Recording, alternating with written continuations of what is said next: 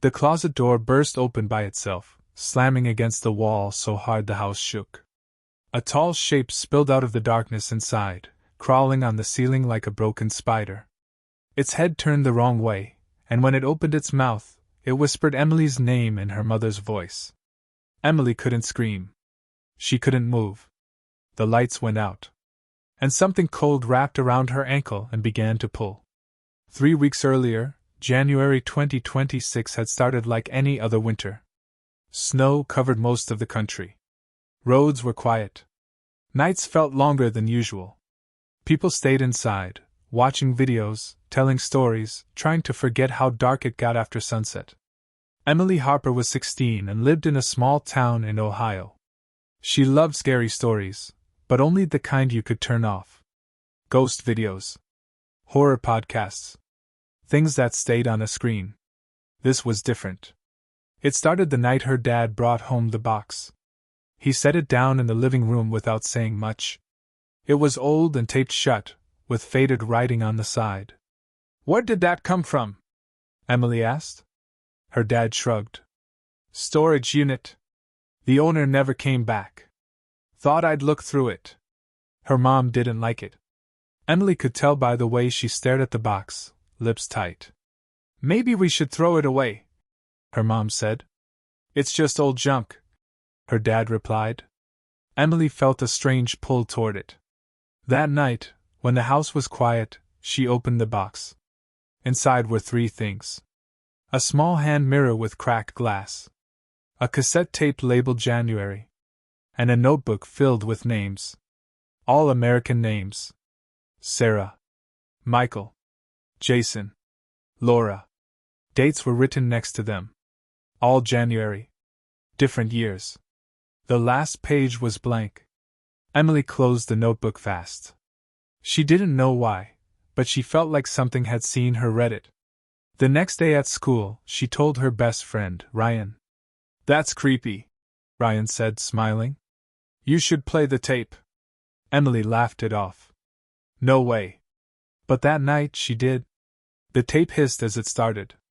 Then a man's voice came through, calm and slow. "If you are hearing this, it has already noticed you." Emily's stomach dropped. The voice continued, "Do not look into the mirror after midnight.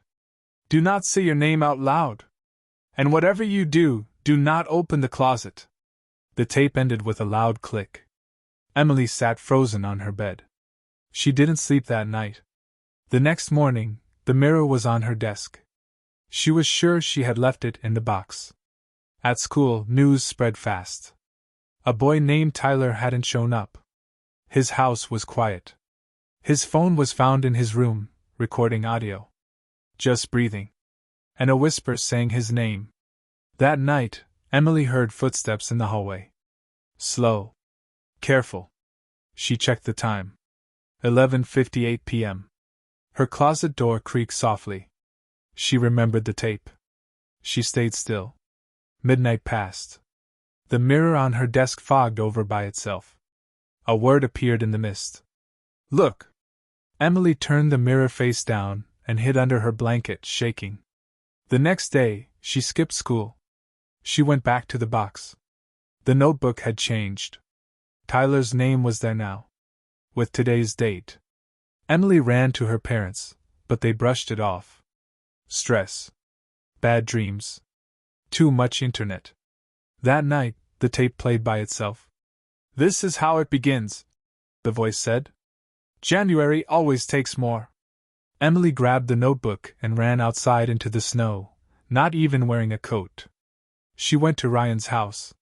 She told him everything. He believed her. That was the mistake.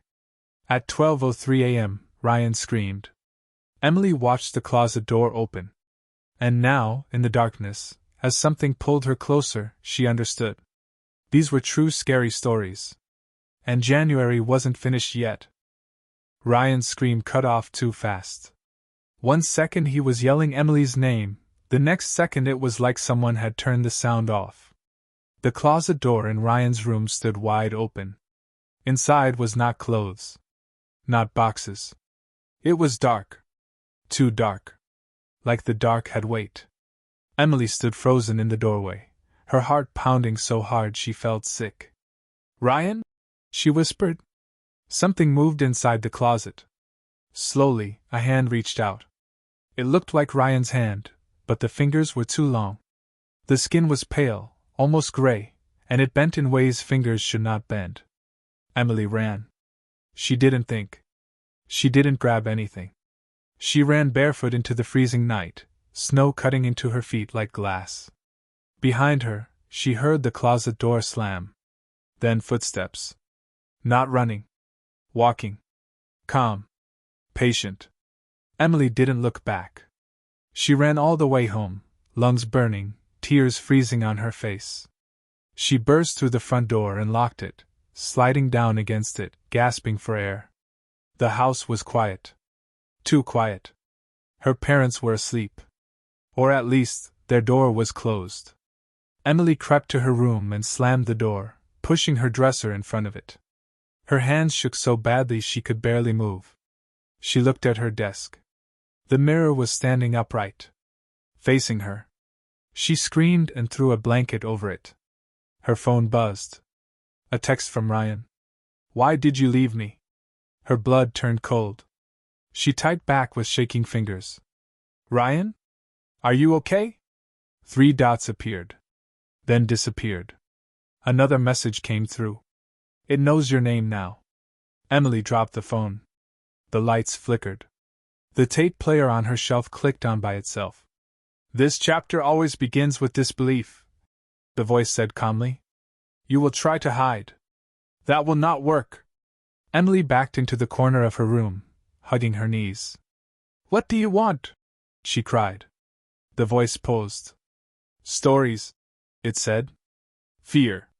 And a place to stay." The tape stopped. For a while, nothing happened. Minutes passed. Emily stayed awake all night, watching the closet, the mirror, the door. Nothing moved. Nothing breathed. When the sun finally rose, she felt empty instead of safe. At school, Ryan's desk was empty.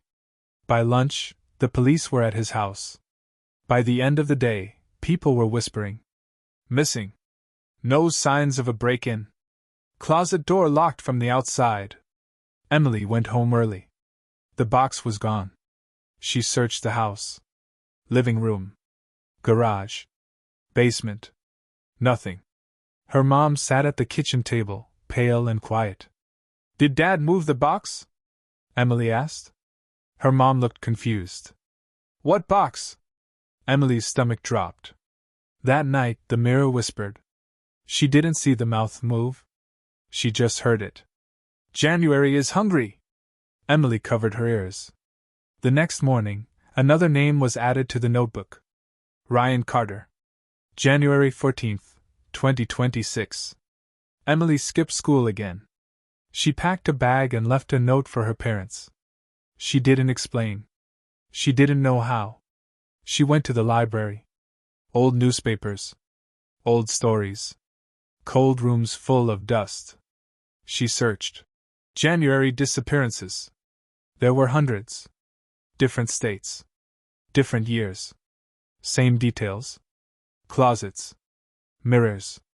Voices using loved ones' names. A librarian noticed her shaking hands. "You okay, honey?" the woman asked. Emily nodded, but her voice broke. "Do you know about the January thing?" The librarian's face went pale. "Go home," she said softly. "And don't talk about that out loud." Emily didn't go home. She went to a motel on the edge of town. Paid cash. No mirrors in the room. No closet. Just a bed and a bathroom with the light on all the time. For one night, she felt safe. Then the knocking started. 3 slow knocks. On the bathroom door. Emily backed away. The mirror inside the bathroom was fogged over. Words appeared. "You can't move the month." The lights went out. The bathroom door opened by itself. Something tall stepped out, dragging shadows behind it. It spoke in Ryan's voice. "Emily," it said. The door slammed shut. And the knocking began again, this time from inside the walls. The knocking inside the walls grew louder. It was no longer slow. It was angry.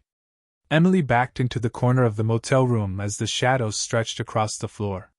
The tall shape stepped forward, still wearing Ryan's face, but it flickered like a bad picture on a screen. "Emily," it said again, softer now. "You know how this ends." "No," Emily whispered. "I don't." The mirror in the bathroom cracked straight down the middle.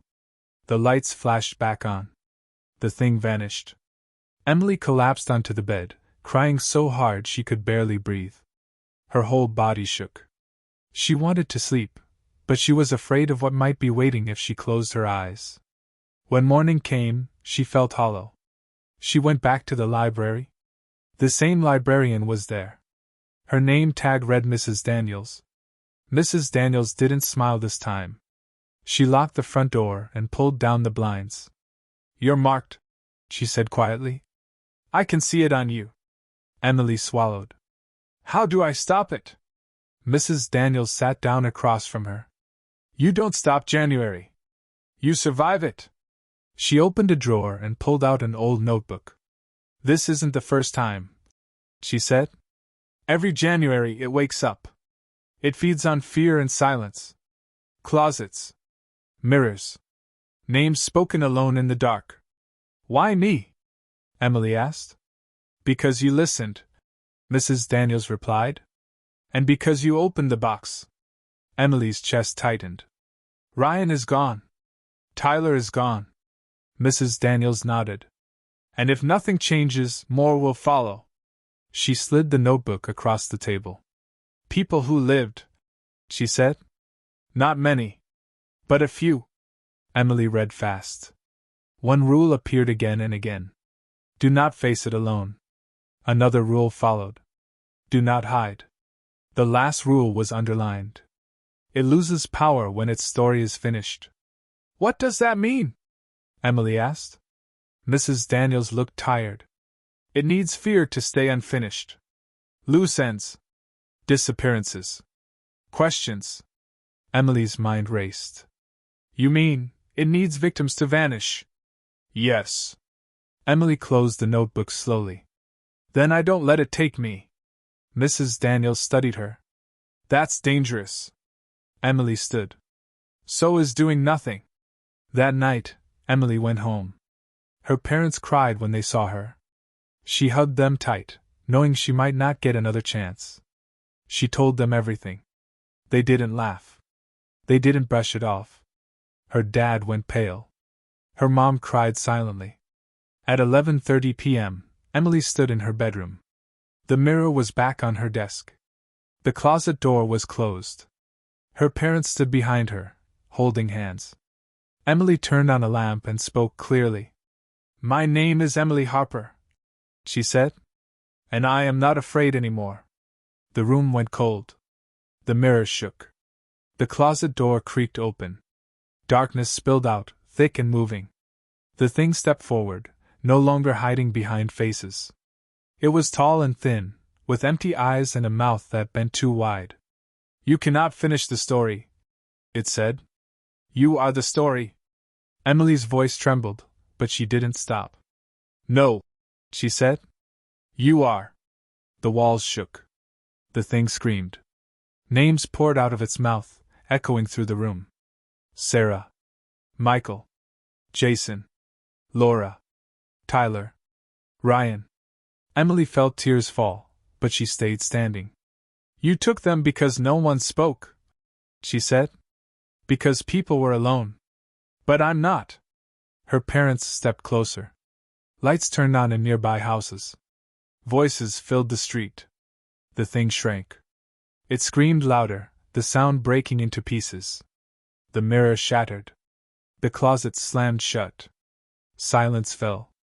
Outside, snow drifted gently. The next morning, January felt different. Lighter. The notebook was empty. Ryan's name was gone. So was Tyler's. Emily never saw the box again. But sometimes, late at night, when January comes back around, she still leaves her closet door open. And her light on. Just in case.